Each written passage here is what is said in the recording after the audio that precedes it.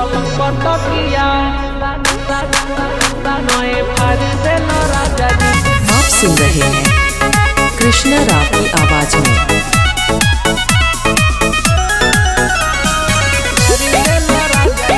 Krishna recording studio Sampurnanagar.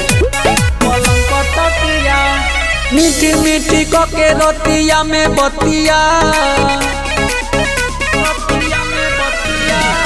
मीठी मीठी के रोटिया में बतिया नए फाड़ देलो राजा जी पलंग पर तकिया नए फाड़ देलो राजा जी पलंग पर तकिया।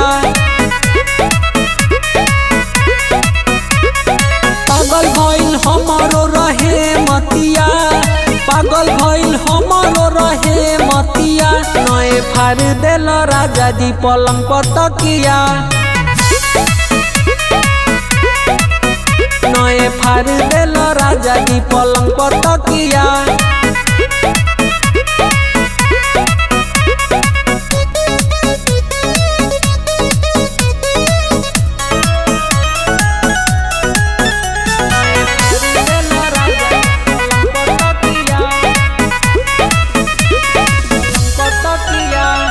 दांते से काट ले बाड़ो ये राजा परल बाटे निशानी हो माना कोई तबो नाही मनल कदी हल पानी पानी हो।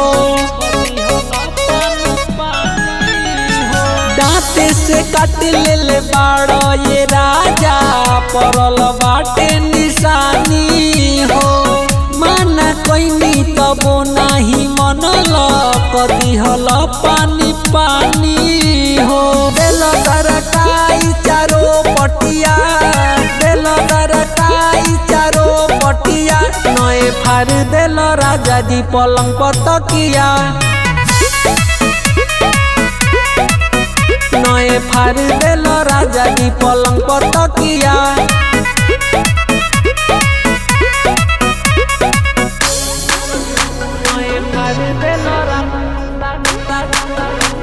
पलंग पर तकिया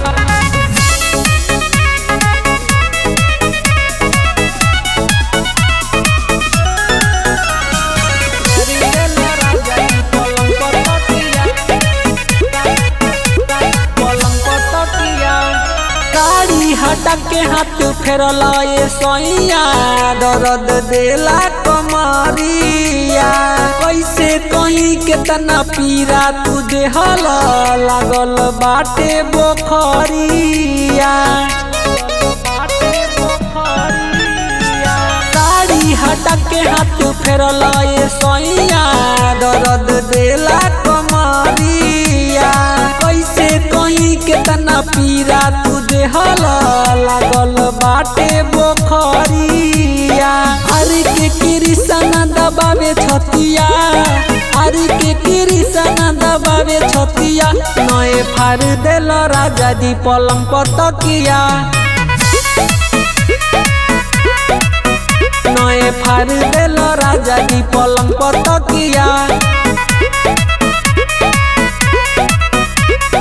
कृष्णा रिकॉर्डिंग स्टूडियो संपूर्णानगर।